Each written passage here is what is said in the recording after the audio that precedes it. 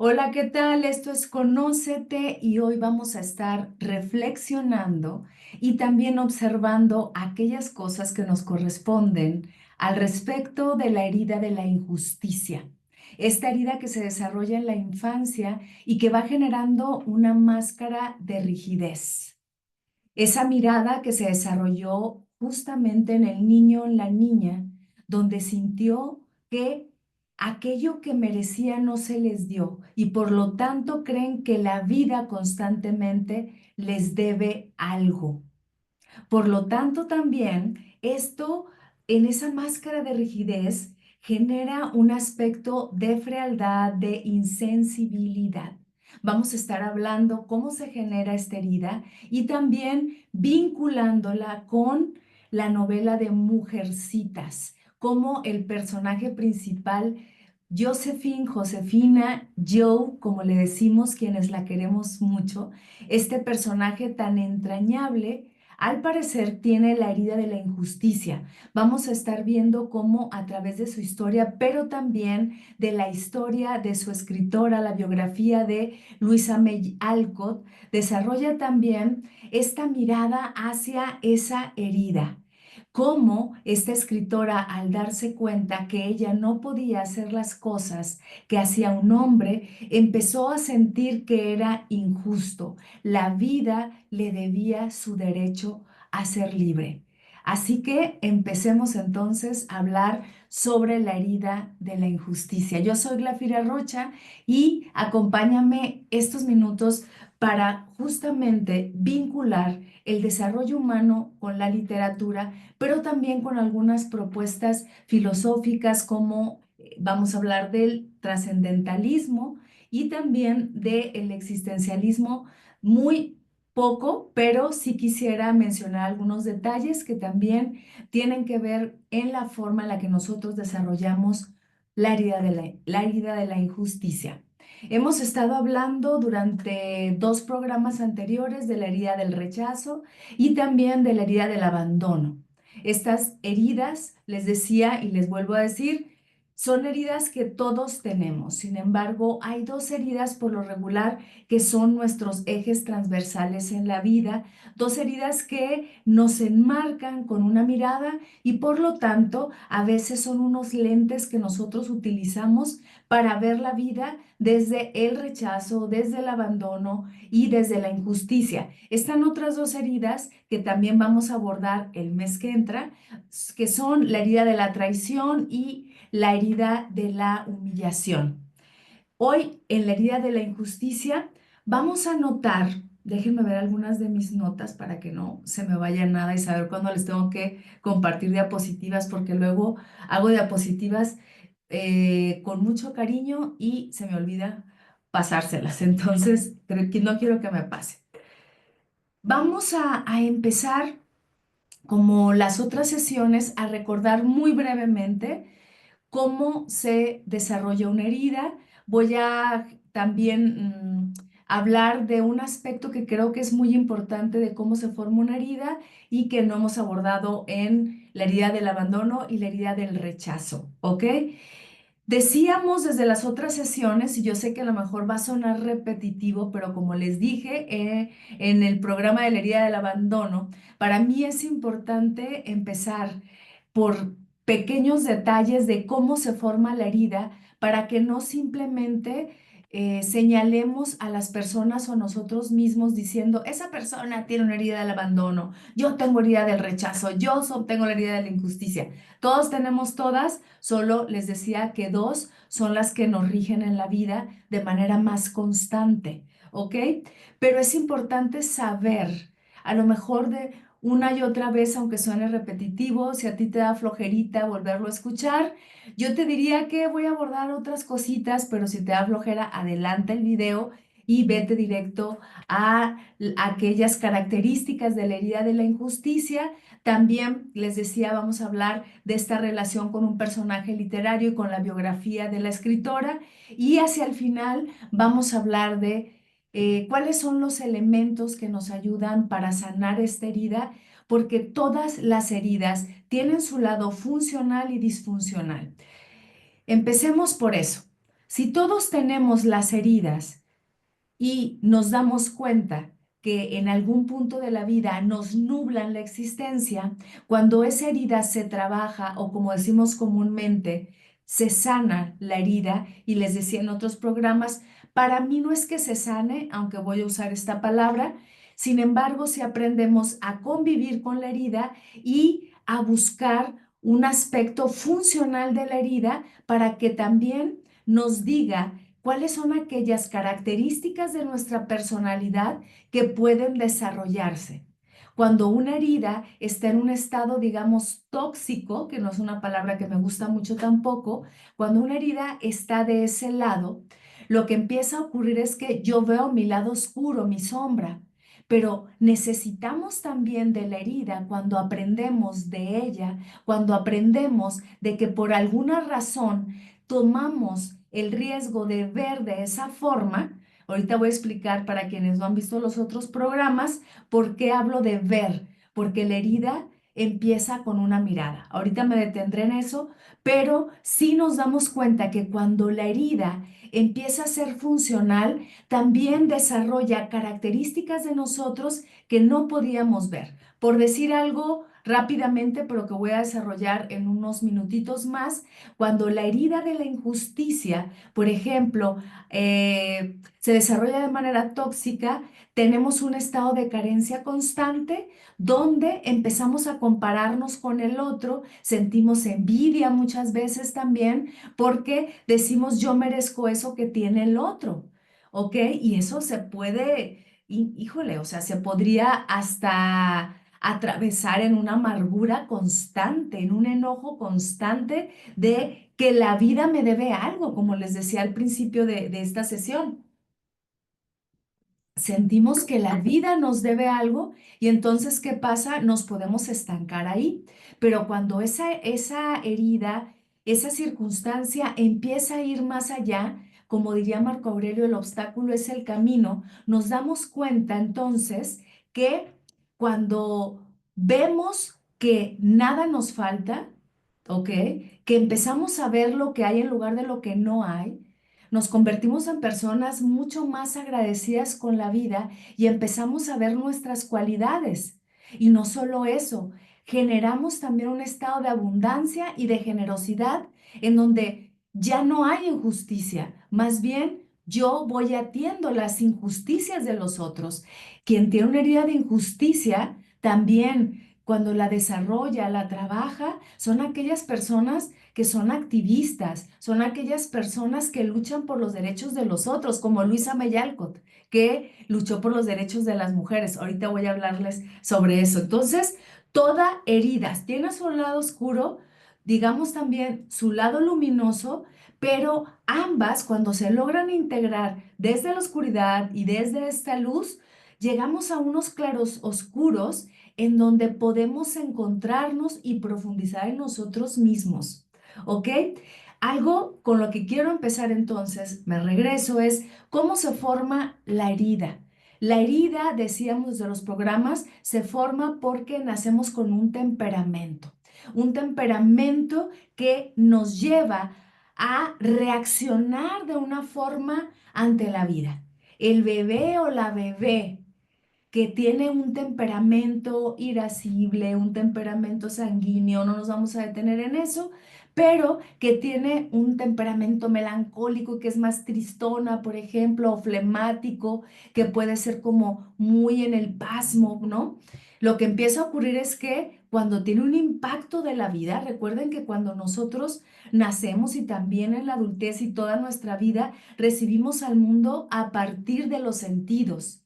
Y si ese niño o esa niña experimentó desde su temperamento que la vida, por ejemplo, la llevaba a confrontar y tiene un temperamento irascible, ¿ok?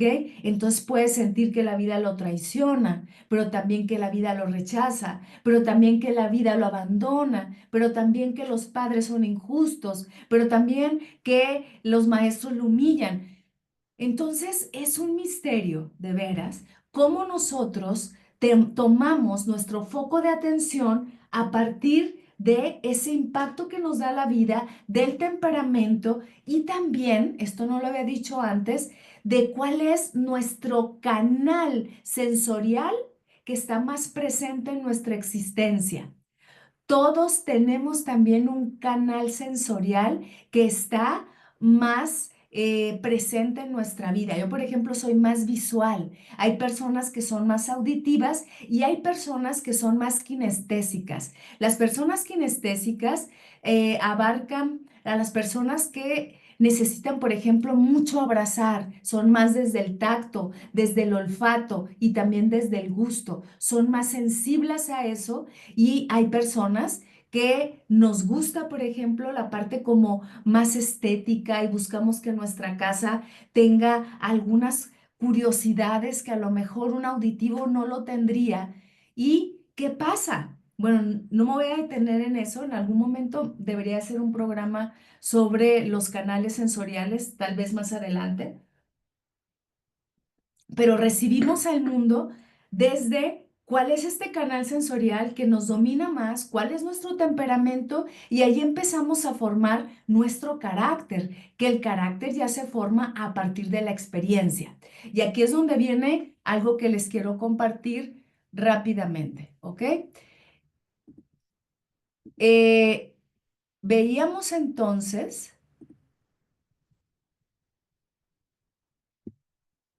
que, déjenme ver cuál era, ok, que a partir de ese temperamento, esa mirada, ese canal sensorial que está ahí a flor de piel, va formando un carácter, pero no solo eso, el carácter también se forma a partir de un coeficiente de adversidad.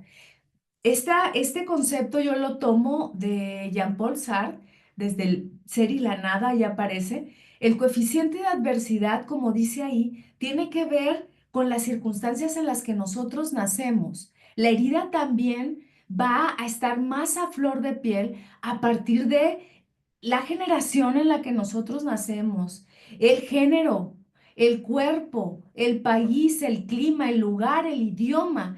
Y este coeficiente de adversidad que es único y particular, no porque yo nací en México, ¿ok?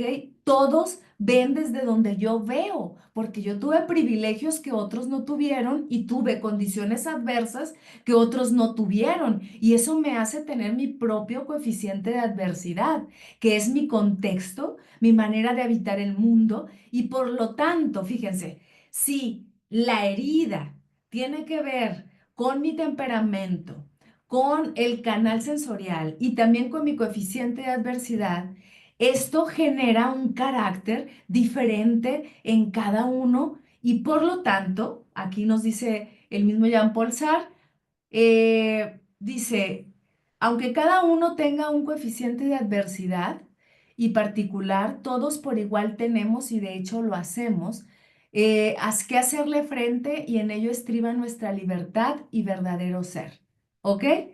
¿Cuál es nuestro verdadero ser? Vamos a hablar un poquito también de la libertad, porque en la herida de injusticia, cuando empieza a ser funcional, se ejerce el derecho de libertad y entonces ya no solo creemos que la vida nos debe algo, sino que vamos por aquello que necesitamos. Esa es nuestra libertad. Entonces, de veras, no es que todas las personas activistas tengan una herida de injusticia, por favor, no nos vayamos por ahí. Es simplemente que podríamos decir que ejercen su libertad cuando esa herida empieza a verse también desde una función en donde yo voy a ir por aquello que necesito, ¿ok? Entonces, leamos esto último. Definir al ser humano como libertad significa que nuestro verdadero ser no está centrado tanto en lo que hagamos, sino cómo lo hagamos. ¿Ok? Y a partir de esto, nosotros nos damos cuenta que ya estamos sumándole, ¿vale? Que esa mirada, llegó el bebé al mundo, traía un temperamento, aquellas cosas que le impactaron le llevaron a ver, digamos, de una manera donde sintió y su canal sensorial sintió que la vida era injusta, que algo le debe, que no le dieron cuando era, no sé, un niño que estaba en esa etapa de sentido de pertenencia, no le dieron el juguete y sintió que le debían eso, que se lo merecía. Y a lo mejor eso generó una herida de injusticia, ¿eh? O puede ser muy palpable cuando los progenitores o cuidadores no le dieron lo que él necesitaba, pero porque no lo tenían. Y él iba a la escuela y decía, ¿por qué yo no tengo esto? ¿Por qué yo no tengo lo otro? ¿Por qué mi amiguito tal sí? Y empezó a ver, la vida me debe algo, ¿verdad? Pero son circunstancias a partir de un coeficiente de adversidad. Esto va generando nuestra personalidad y por lo tanto nuestra mirada de la vida. Entonces yo ando por la vida con una personalidad que abarca todo esto. Y no solo eso, me lleva a mis creencias, me lleva a mis ideas, me lleva a mis juicios, me lleva también a mis hábitos, mis patrones y a mi filosofía de vida. Entonces todo esto va junto, generando en mí una personalidad. Y esto no es tan fácil como decir, yo tengo la herida de la injusticia porque mis papás le daban más a mi hermano que a mí. Puede ser, pero es todo un conjunto, no es una sola cosa. Entonces, ¿qué? Aporreamos a los padres, a la madre, al padre. ¿Por qué? Porque creemos que son los responsables. A veces, yo no digo que no, puede ser que sí, pero no todo el tiempo porque es multifactorial una herida de la infancia, ¿ok? No solo recae en una sola persona, recae también en la forma en la que nosotros nacemos. Así de sencillo. Entonces, lo que sí podemos ejercer nuestra libertad, como dice Jean-Paul Sartre, para decir basta, porque esa es una de las herramientas que vamos a tratar al final que nos van a ayudar. Salir de nuestra zona de quejumbre, salir de nuestra zona, es decir, conocida o de confort, ¿vale?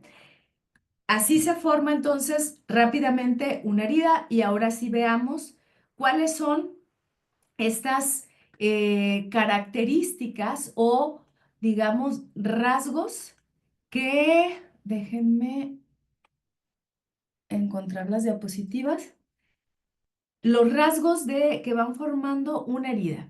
Y en el caso de la herida de la injusticia, ¿sí? En el caso de la herida de la injusticia, a ver, denme permisito por acá. A ver, a ver, a ver. Ah, ah, ah, ah.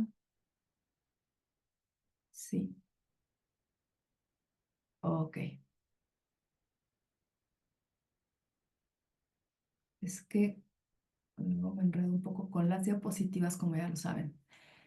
Entonces veamos, algunas de las cosas que les estén haciendo sentido, ¿vale? Ustedes las pueden ir anotando para que se den cuenta no solo que tienen o no una herida, sino también cómo empezar a hacer acto de autoobservación, que eso se los comentaba en nuestro programa pasado que hablamos de la herida del abandono, que una de las cosas que nos van a ayudar a darle nuevos significados a la herida y también a nuestra mirada es empezar a autoobservarnos. Entonces vayan anotando o tomando nota cuáles son aquellas características que en ustedes están presentes para que se den cuenta también cuál es la narrativa que ustedes generan a partir de esto, ¿no? Por ejemplo, una narrativa que podría ser, eh, digamos, muy acostumbrada en alguien que tiene una herida de la injusticia, es que ve lo que le hace falta porque se compara con el otro, muy constantemente, ¿no? Entonces veamos cuáles son esas características para después irlas relacionando con este personaje que me parece que es demasiado evidente y nos ayuda. La sesión pasada vimos, por ejemplo, cómo Dorothy del Mago de Oz tenía la herida del abandono y en la primera sesión de la herida del rechazo vimos el patito feo, ¿vale? Entonces vean cómo también cuando nos dedicamos a la escritura, quienes se dedican a la escritura, también, aunque no nos demos cuenta, mostramos nuestras heridas. Nuestras heridas de la infancia se muestran a partir de lo que escribimos, ¿no? Por eso hoy me puse mi playera de Mujercitas para honrar a esta autora que es una de mis preferidas y se los he dicho muchas veces, no solo por lo que escribió, sino por su congruencia en la vida y ahorita van a saber por qué, pero ella es muy probable que tenía una herida de la injusticia. Entonces veamos por acá cómo, cómo esta herida, ¿no? Fíjense en esta imagen que tanto este que está señalando, aunque parezca que no, podría tener una herida de la injusticia, como el que se va y que podría parecerle injusto que lo corren de un lugar donde él creía que debería de estar. Esa es una característica de esta herida, que creemos que no estamos donde deberíamos de estar. Yo les he hablado de mis propias heridas y creo que dos de mis heridas, que son las que podrían regir más mi existencia, aunque tengo de todas, por supuesto, es la herida del rechazo y la de la injusticia. ¿Ok?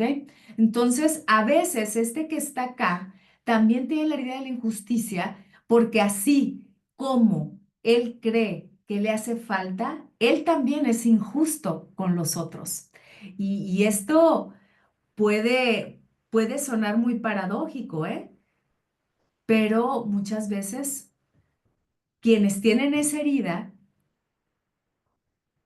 o incluso en todas las heridas, quien identifica su herida, por ejemplo, la del abandono, podría parecer ilógico, pero se convierte en abandonador. El del rechazo en el rechazador y quien tiene la injusticia en el injusto, ¿sí? ¿Por qué? Porque otra vez, a través de su mirada, simplemente proyecta en el otro su propia carencia, ¿va? Entonces veamos. Bueno, esta diapositiva se coló por aquí, pero era lo que decíamos, ¿no? La mirada, el temperamento y el carácter intervienen en la creación de una personalidad y hoy le sumamos el coeficiente de adversidad y nuestro canal sensorial predominante también y le vamos a ir sumando más cositas a lo largo de los demás programas y esto genera un foco de atención porque ese foco de atención es donde yo pongo mi mirada. Yo pongo mi mirada con todos mis prejuicios, con todas mis heridas, y entonces en la misma circunstancia, en la misma fiesta, imagínense que las 5 heridas van a una fiesta, pero ahorita solo vamos a hablar de las 3 que estamos viendo. Van a una fiesta, pues resulta que la del rechazo se va a sentir rechazada, la del abandono va a generar algo, ya sea para abandonar o sentirse abandonado, o acuérdense que es la máscara del codependiente, el del abandono, se va a pegar a algo y en este caso algo le va a parecer injusto en la misma fiesta. ¿Por qué? Porque el foco de atención sigue reviviendo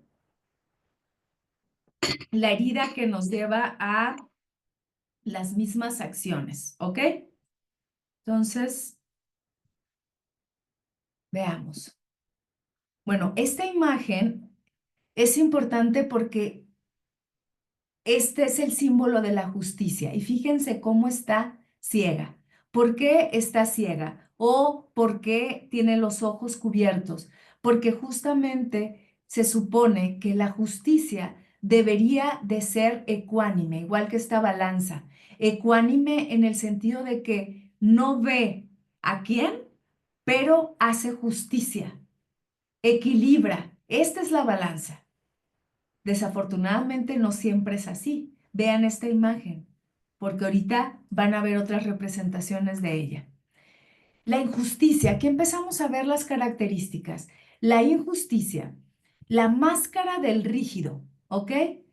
Les decía hace un momento, en la infancia pudimos haber sentido que no éramos respetados, que damos mucho, pero que recibimos muy poco, o que el otro nos da muy poco al respecto de lo que nosotros le damos a él.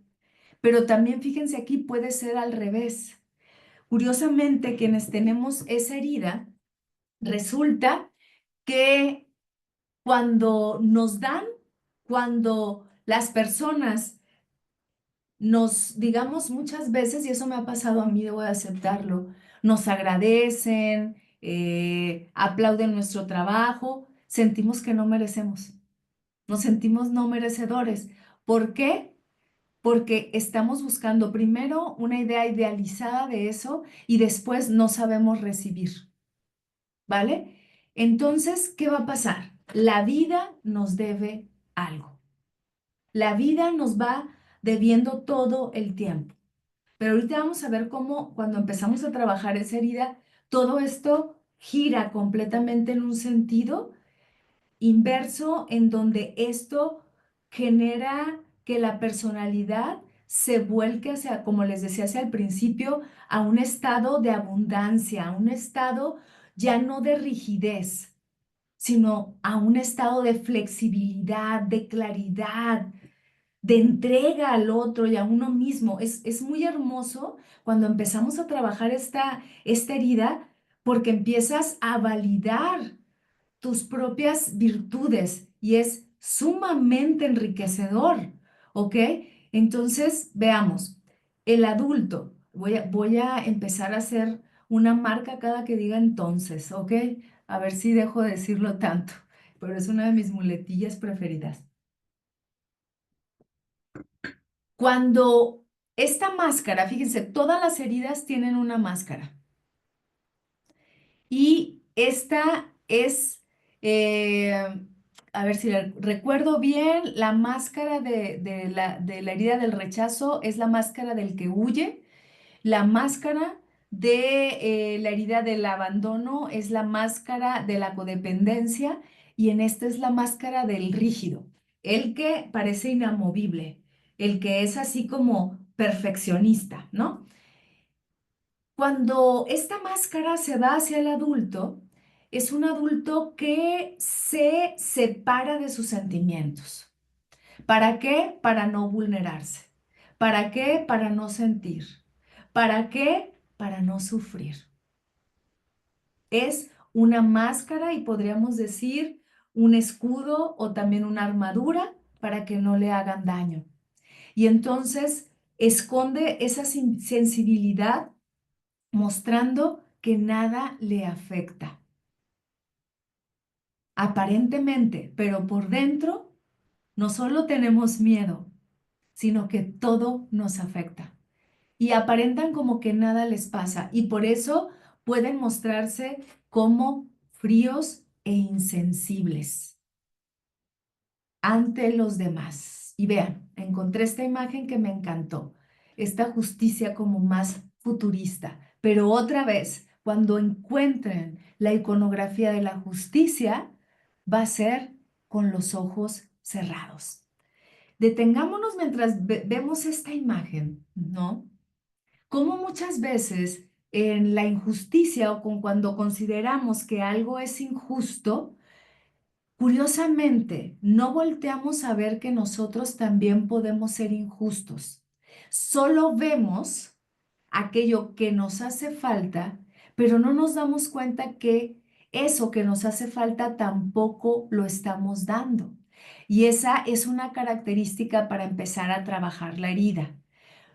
Empezar a dar lo que yo creo que a mí me hace falta. Y esto es complicado muchas veces. ¿Cómo voy a dar lo que creo que me hace falta? Siempre podemos dar. Siempre podemos dar. A lo mejor no en la misma proporción que creemos que necesitamos, pero sí en la medida de mis propias posibilidades. Y a partir de eso, entonces, esta justicia se va transformando justo en este equilibrio. Pero ¿qué pasa? Que muchas veces la balanza está desequilibrada porque nosotros queremos que nos den, pero no queremos dar. Y eso es justamente lo que convierte al que tiene la herida de la injusticia en injusto. Veamos aquí. Curiosamente temen la frialdad porque sería injusto, pero ellos son fríos, ¿eh? Somos fríos a veces. Por eso se sienten buenas personas y perfectos, pero no necesariamente, porque solo estamos señalando. Y me gusta luego una analogía que se hace que cuando ponemos el dedo índice, si quieres hazlo en este momento para señalar al otro, los otros tres dedos están hacia ti. O sea, observa primero lo tuyo, ¿vale?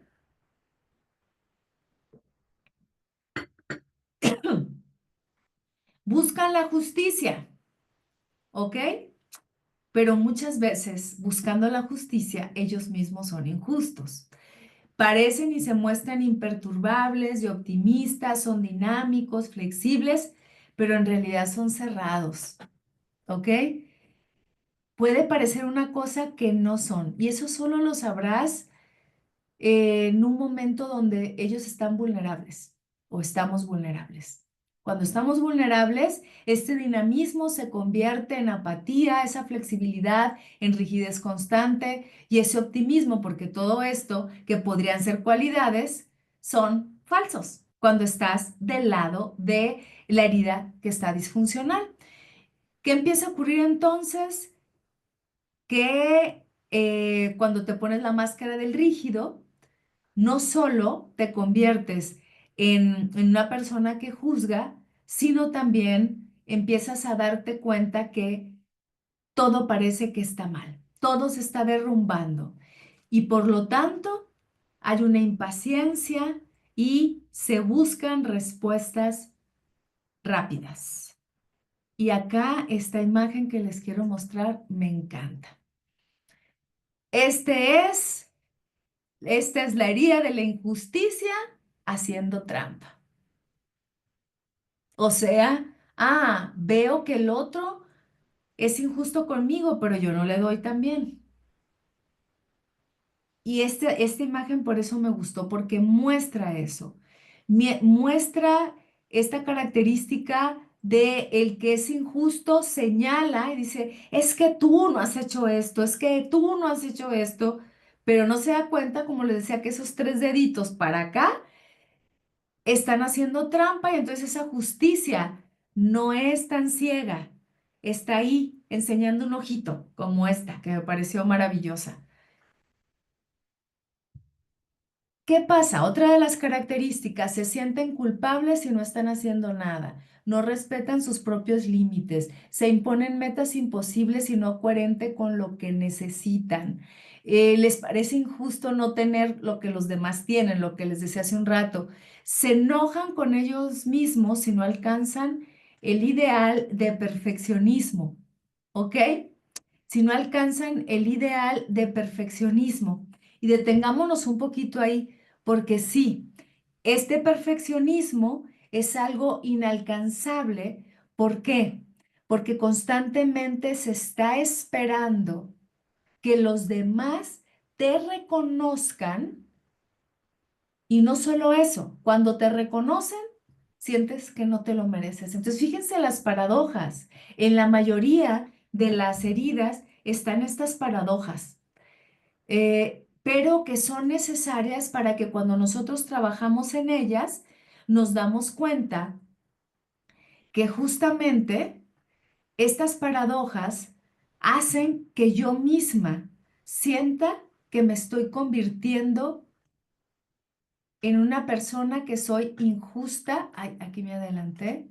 Ahí esa es Luisa May Alcott, ahorita vamos a hablar de ella.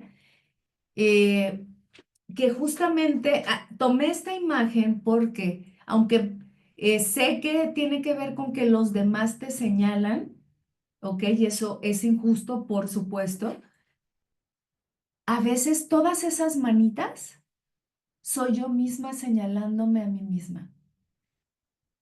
Esto significa que la herida de la injusticia la llevo también conmigo. Soy injusta conmigo por creerme perfecta. Y entonces me exijo más, hay una autoexigencia y al mismo tiempo un autoengaño.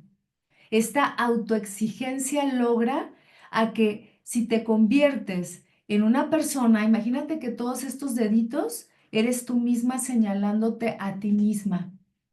Esto lo que empieza a generar es que no va a haber un límite para ser no solo rígida contigo misma o contigo mismo, sino cruel.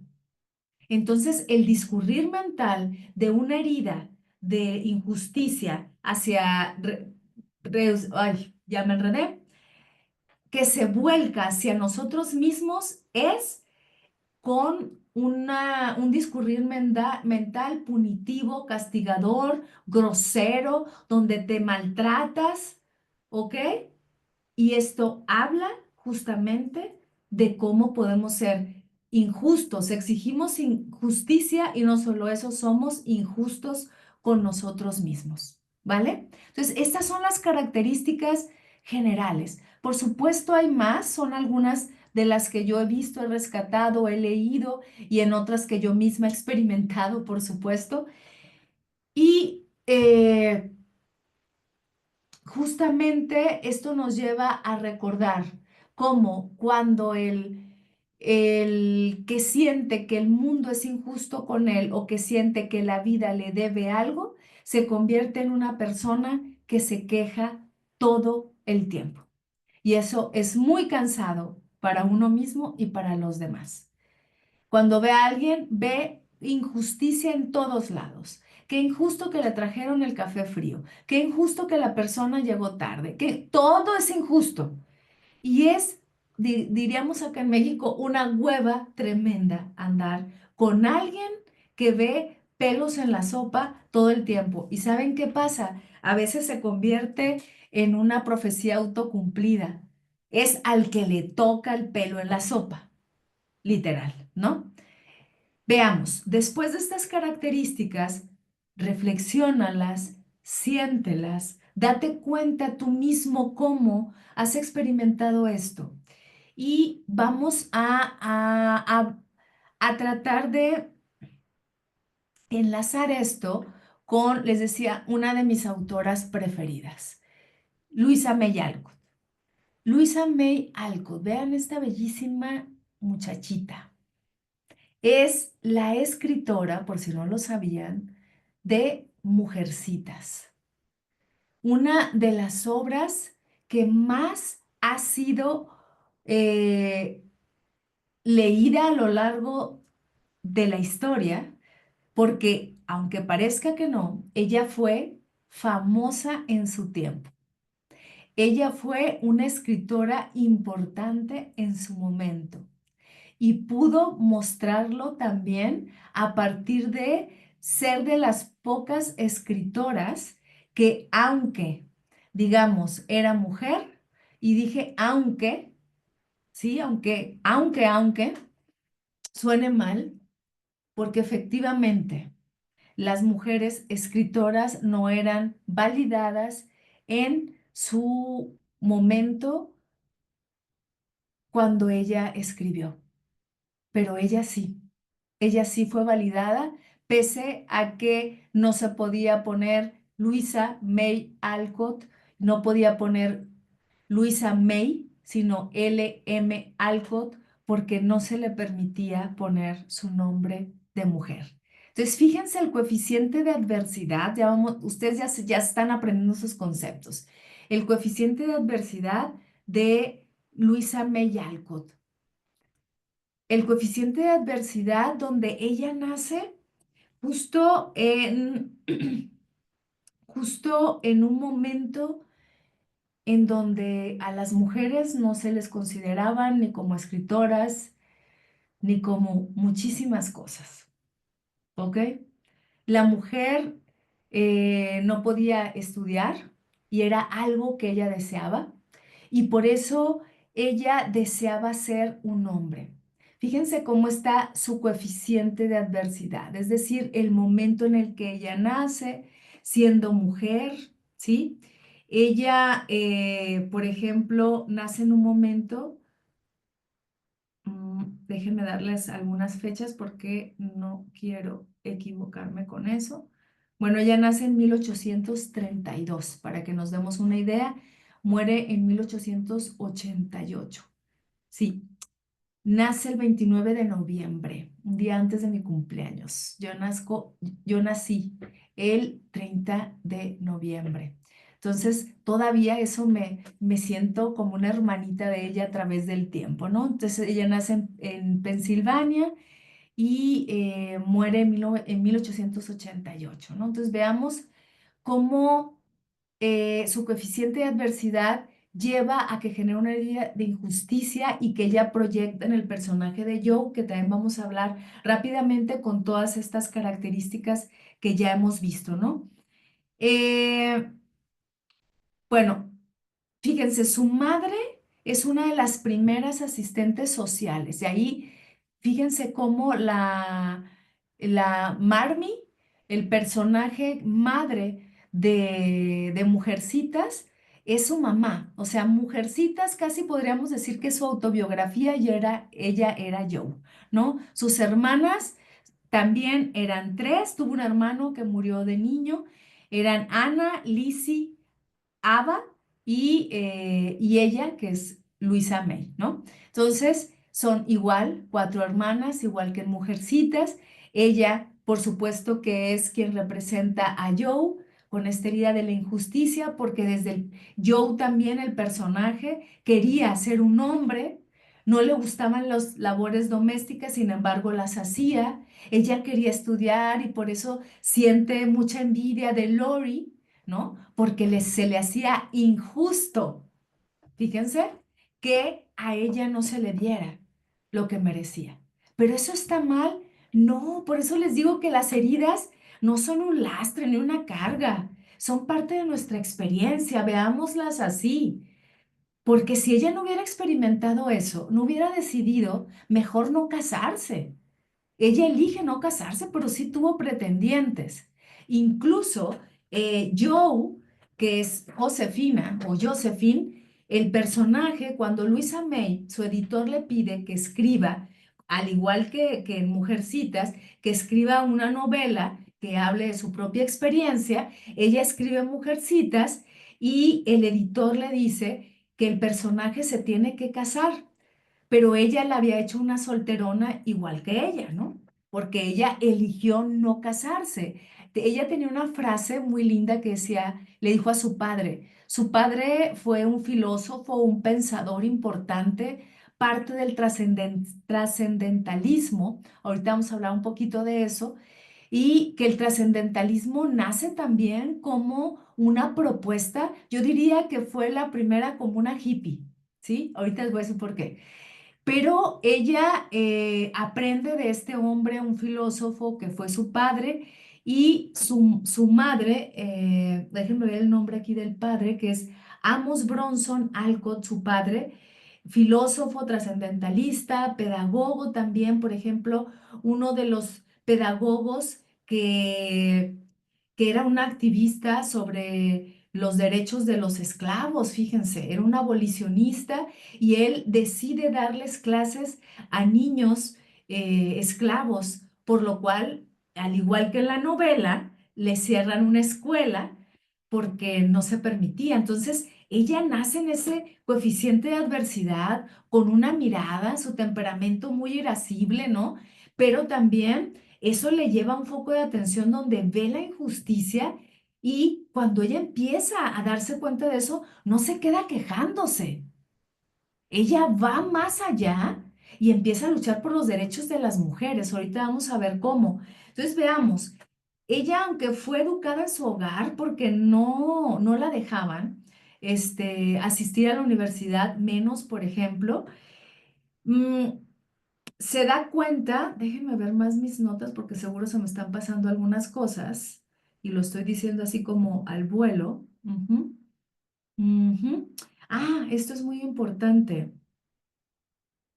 Ok, ella empieza a convivir mucho con intelectuales trascendentalistas, ¿sí? Antes de decir esto, yo creo que sí hablaré un poquito del trascendentalismo, así brevemente, para seguir viendo y que tú también vayas observando cuál ha sido tu contexto.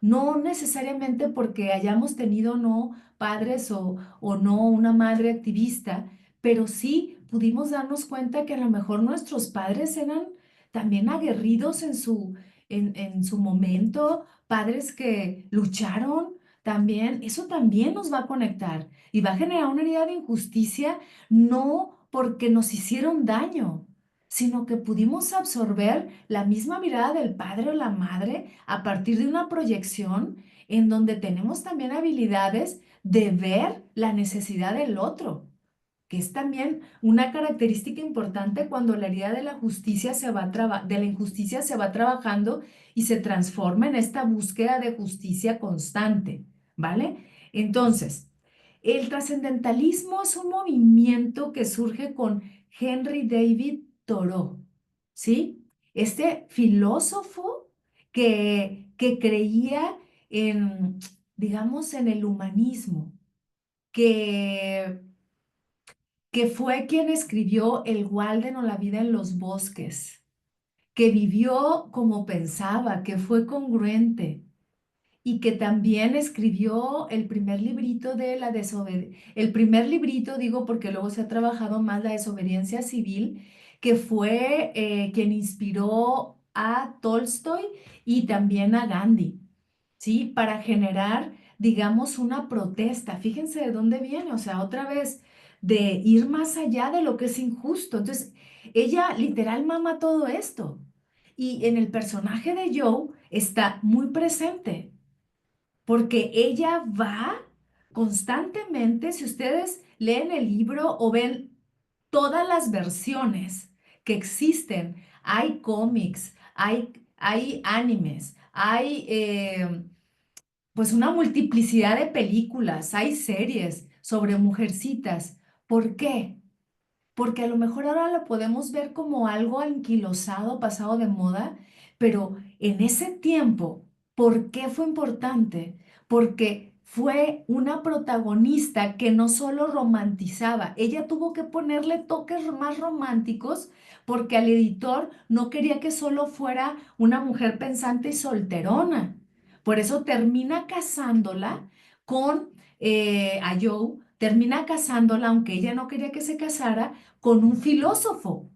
¿Por qué? Porque ella conocía cómo era la mirada de un filósofo y dijo, ok, esto es importante porque no se trataba de un matrimonio común y corriente, ella hablaba también del matrimonio de sus padres, porque sus padres, su padre, un filósofo, su madre, una de las primeras, digamos, trabajadoras sociales, pues tienen esta mirada hasta de formar una escuela para los esclavos.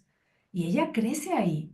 Y ella crece también en este movimiento en donde se fueron, les decía hace un rato, a la primera comuna, compraron un montón de hectáreas. Bueno, a este movimiento filosófico pertenecieron grandes pensadores, como por ejemplo, les decía Henry David Thoreau, Emerson, Margaret Fuller, que fue una de las luchadoras por el voto de la mujer, y el padre de Luisa May Alcott, que fue Amos Bronson Alcott, ¿ok? Entonces, fíjense cómo ese contexto también nos dice, ¿no? O si nacemos en condiciones muy precarias, ¿no? Pues como fue, digamos, hasta cierto punto mi caso, pues vamos a ver la injusticia, vamos a ver y vamos a querer movernos de ahí a través de todo un maratón. Entonces la herida nos sirve también, nos sirve cuando vamos más allá de ella, cuando ejercemos esa libertad de la que hablábamos hace un rato. Pero si nos quedamos en la quejumbre, nos vamos a quedar ahí. Y lo único que va a pasar es que nos va a aplastar. Pero regresemos a Luisa May Alcott. Entonces, ellos generaron una comuna, yo le llamaría comuna, no se llamaba así, pero una sociedad donde ellos, por ejemplo, no comían animales ni derivados de animales. Entonces, eran los primeros veganos, ¿sí? Ella fue vegana. Luisa May Alcott fue vegana. No sé si todo el tiempo, pero era.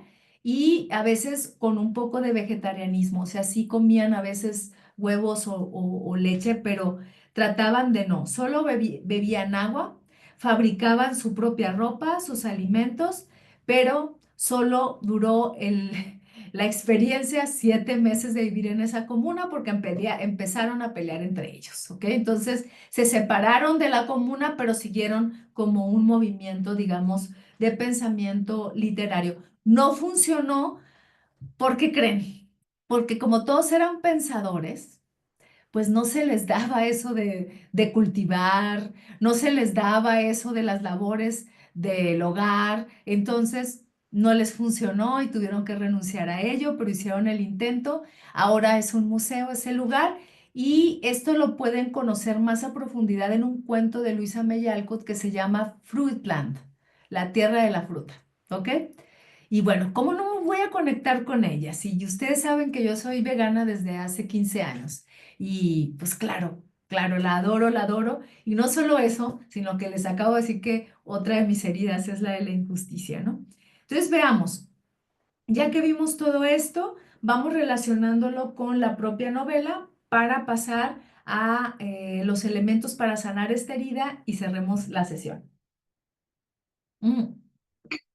Les decía cómo ella retrata a cada una de sus hermanas, fíjense, a Ana, a Lizzie, a Ava May y ella misma, y cada una de ellas tienen el prototipo de una de las heridas, ¿sí? Incluso creo que la hermana que se muere de escarlatina, que es Lizzie, que sí tuvo una hermana que se murió de escarlatina, y que en la novela déjenme acordarme del nombre. Bueno, por acá las tengo, miren. Beth, Beth. Aquí dice Meg, Joe, Beth y Amy. Ujú, es Beth. Beth, que es Lizzie, se muere, bueno, el personaje se muere de escarlatina y también Lizzie se muere de escarlatina. Y ella podría tener, por ejemplo, la herida del rechazo, ¿no? Entonces vamos a ir viendo, cada una de ellas tiene una de las heridas. Y Joe es la de la herida de la injusticia, por eso trata de enlazar su propia vida con sus propias búsquedas también filosóficas y existenciales. Y es importante que digamos que Luisa May con todo lo que ella gana, porque les decía que se hizo muy famosa con sus novelas, porque no crean que Mujercitas fue una novela, no era por entregas, y se hicieron muchas novelas y luego le siguió con hombrecitos, ¿no? Entonces vivió de eso, digamos que era la J.K. Rowling de su época, era como si ella hubiera escrito Harry Potter, así, pero en su época, entonces lo que ella hace es que empieza a hacer asociaciones para personas con necesidades y desvalidos. Fíjense cómo ella empieza, de alguna forma, no sabiendo todo esto, por supuesto, sanando esta herida, yendo más allá de eso, pasando su zona de comodidad, dejar de quejarse y decir que esa queja sirva para que yo misma pueda ayudar a quienes no tienen resueltas necesidades básicas. Entonces va creando también eh, asociaciones, les podríamos llamar ahora, para ayudar a las minorías. Ella lucha por los derechos de las minorías, en este caso de los esclavos, y también apoya al voto femenino. Ella era una, digamos, de las patrocinadoras para todas las mujeres que luchaban por el voto femenino, ¿no? Entonces, no nada más lo dijo, así como dijo ella, yo voy a vivir de mi mente, ¿sí? Sí les dije esa frase, ¿verdad?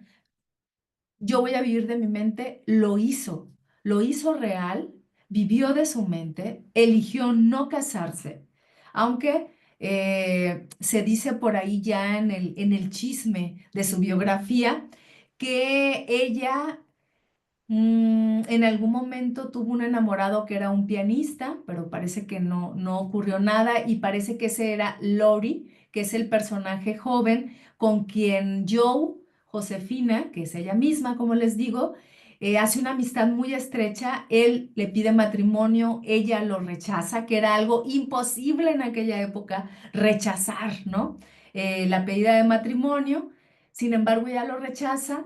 Ella tuvo una amistad muy estrecha con Emerson, que era un hombre mucho más, por supuesto, mayor que ella, amigo de su padre, un filósofo importante a quien ella admiraba, y ella aprendió en su biblioteca, en la biblioteca de Emerson, imagínense. Entonces, ahí va mi entonces, ¿no? Lo que empieza a ocurrir con esto es que ella hacia el final que casa, cuando le dicen, tienes que casar a Joe, la casa con este profesor, un filósofo alemán llamado, a ver si lo digo bien, Friedrich Bauer, Fre- Frederick Bauer, lo pronuncio mal siempre, y que parece que retrataba a Emerson, porque decían que ella en el fondo estaba enamorada de Emerson. No lo vamos a saber nunca, pero ella lo que propone es lo que la misma Margaret Fuller, que es esta feminista clásica, podríamos decir, propone, que es un amor compañero. Fíjense, los amores compañeros para Margaret Fuller son aquellos que se acompañan intelectualmente y también desde el proceso de, digamos, tejer juntos una existencia a la par hasta profesionalmente. Vean las ideas que ya tenían. Entonces, ¿ella qué hace? Disimuladamente, hasta donde podía, lo puede meter en su novela. Y la novela tiene un exitazo por eso, ¿ok? Pero la idea de ella era no casarla, solo que tuvo que hacer algunos cambios, romantizar también a la protagonista para que tuviera este éxito y bueno, funcionó. Entonces veamos algo más para ya pasar a ir cerrando esto. Bueno, algo importante que también tengo aquí es que ella no solo se dedicaba a la escritura, cuando empezó a dedicarse a la escritura y que no podía vivir de eso, fue costurera, fue institutriz, la misma Joe era una institutriz también, que digamos que las institutrices eran quienes educaban a los niños en casa de las personas con mucho dinero.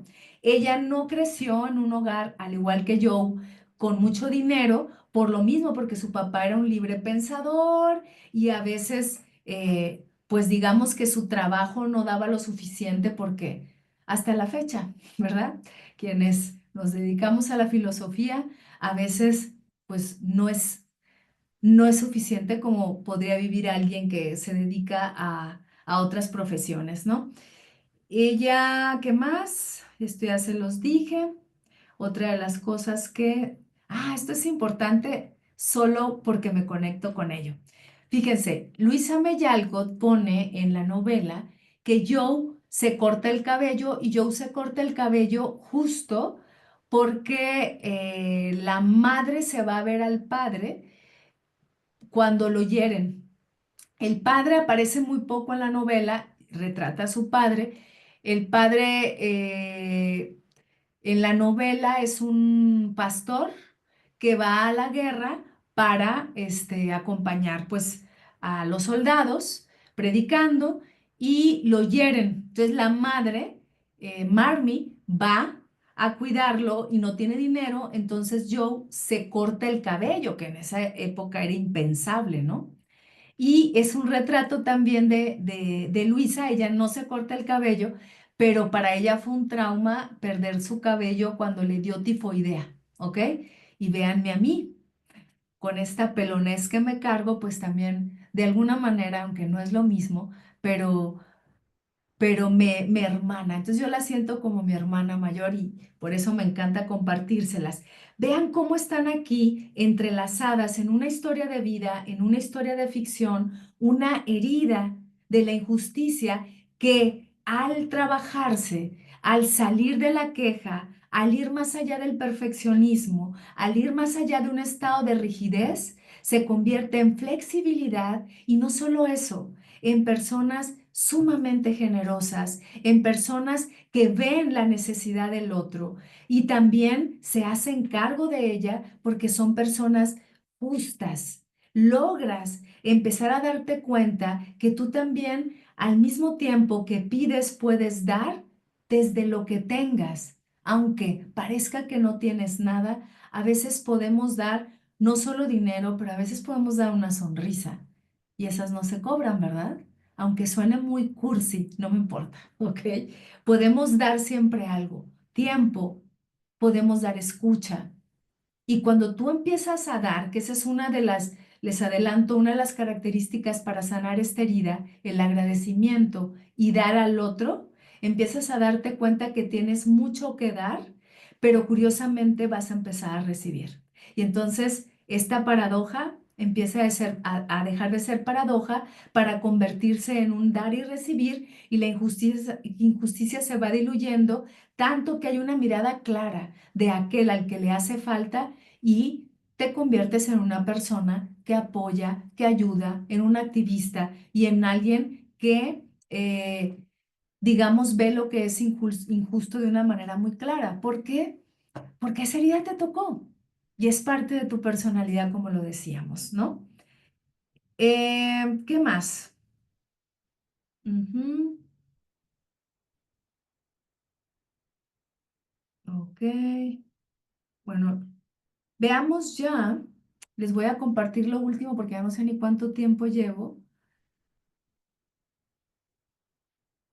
Ok, ok, veamos acá.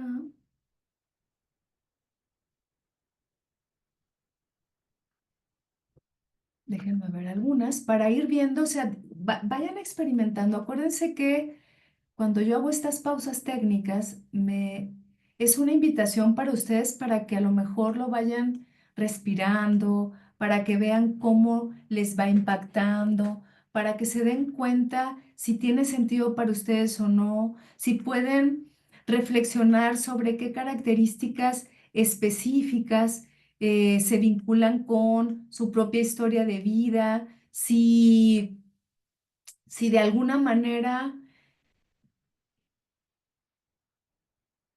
se dan cuenta que han sido injustos con ustedes, cómo es ese diálogo interior, que a veces cuando estamos en un estado muy disfuncional, podemos ser muy castigadores, ¿no?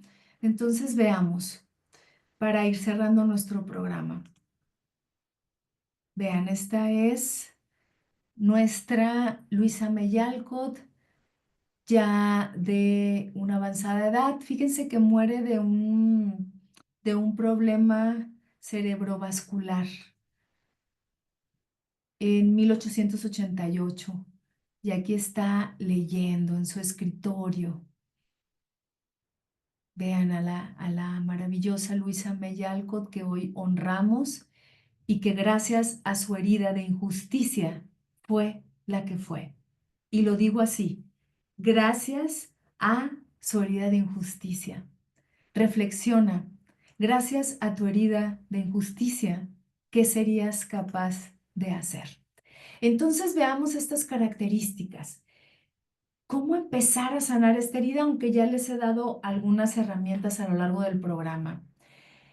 Conciencia testigo, que significa empezar a autoexplorarme. Me detengo, me respiro, me observo y me doy cuenta o me percato de tres elementos importantes cuando estoy en una conciencia testigo. ¿Cuáles son mis pensamientos? ¿Cuáles son mis emociones? Y también cómo está mi cuerpo. Y a partir de eso me empiezo a dar cuenta cuál es ese discurrir mental o mi película mental para pararla, tomar conciencia e ir más allá de los límites o descansar de ellos. ¿A qué me refiero? Ir más allá de estos límites castigadores y en lugar de estarme quejando, empezarle a dar a los otros, ¿ok? Que eso no lo puse. Dar también, para que en ese dar el recibir se dé de una manera mucho más genuina, o descansar de ellos. Es decir, que cuando me convierto en perfeccionista y me pongo tantos límites, necesito descansar de ellos. Tomar riesgos, por favor. Ir más allá de la queja, diríamos, ¿no? Tomar riesgos, y en lugar de estar viendo lo que a mí me hace falta y juzgar al otro o juzgarme a mí misma, arriesgarme a hacer cosas diferentes. Pasar ese límite de solo creer que la vida me debe algo. Y en lugar de hacer eso, tomo riesgos y yo le doy algo a la vida. En lugar de esperar a que la vida me suceda, le empiezo a suceder a la vida. Salgo de mi zona de confort, o como yo le llamo, mi zona conocida. En lugar de hacer siempre lo mismo, voy más allá. Por eso les decía de mis límites.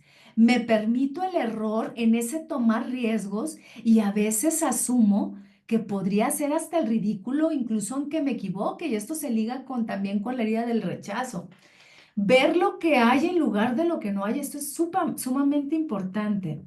Ver lo que hay en lugar de lo que no hay nos va a llevar a darnos cuenta de lo que tenemos y que a veces vemos que es injusto, injusto. Muchas de las cosas que nos suceden, pero no nos damos cuenta de aquellas cosas que sí nos suceden, porque nos quedamos en lo que no hay. Vemos todo lo que las personas no nos dan, pero no vemos lo que sí nos dan. Y eso es muy importante. Vemos lo que me hace falta a mí misma, de mí misma, pero no veo lo que yo misma he logrado. Por eso a veces en esta herida de la injusticia, les decía al principio, parecería eh, como que como no veo lo que yo misma he hecho, me cuesta trabajo recibir del otro cuando me dice que me lo merezco. Entonces es una paradoja otra vez. Y les decía hace un rato, agradecer constantemente todo lo que tenemos. Y ya por último, cuando se sana esta herida, entre muchas cualidades más y virtudes, empieza a generarse, por ejemplo, esto que les decía, o sea, luchar por los derechos de los demás, porque podemos ver esas carencias, empezar a ser más generosos, entusiastas, dinámicos, con una claridad mental, en lugar de tener un pensamiento rebuscado, empezamos a poder explicar de manera profunda. Eso hacía, por ejemplo, yo y también Luisa May. Las dos fueron, digamos, institutrices y se dice que podían explicar de una manera simplificada, ser sensibles con los otros, manejar situaciones difíciles y hay muchas más cualidades que se van generando a lo largo de esta herida cuando se convierte en funcional, cuando sales de ese constante estado de carencia. ¿Sí? Ese estado de donde ya no le pides a la vida, tú le das a la vida, le das a la vida tu existencia, le das a la vida lo poco o lo mucho que tienes, le das a la vida también una nueva forma de existir y entonces la vida empieza a responder. Y ahí rompemos el ciclo, que en otro momento fue real, algo te hizo falta, tienes razón, a mí también, pero lo rompes justo cuando tú le empiezas a suceder a la vida.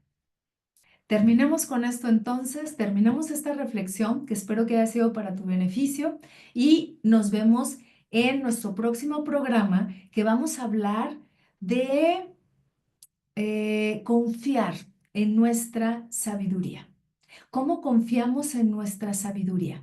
Voy a cambiar un poquito el tema porque las otras dos heridas las vamos a abordar hasta el siguiente mes para que de alguna manera estos próximos dos programas nos ayuden mm, a enriquecer estas tres heridas. Por eso quise hacer un alto y no irme así como tan seguido, para que los dos programas próximos nos ayuden a enriquecer esto que ya vimos y que ustedes vayan respirando de alguna manera, cómo podemos transformarnos y cómo podemos honrar las heridas que nos tocaron de manera más evidente para saber que gracias a ellas también somos quienes somos. Gracias, gracias.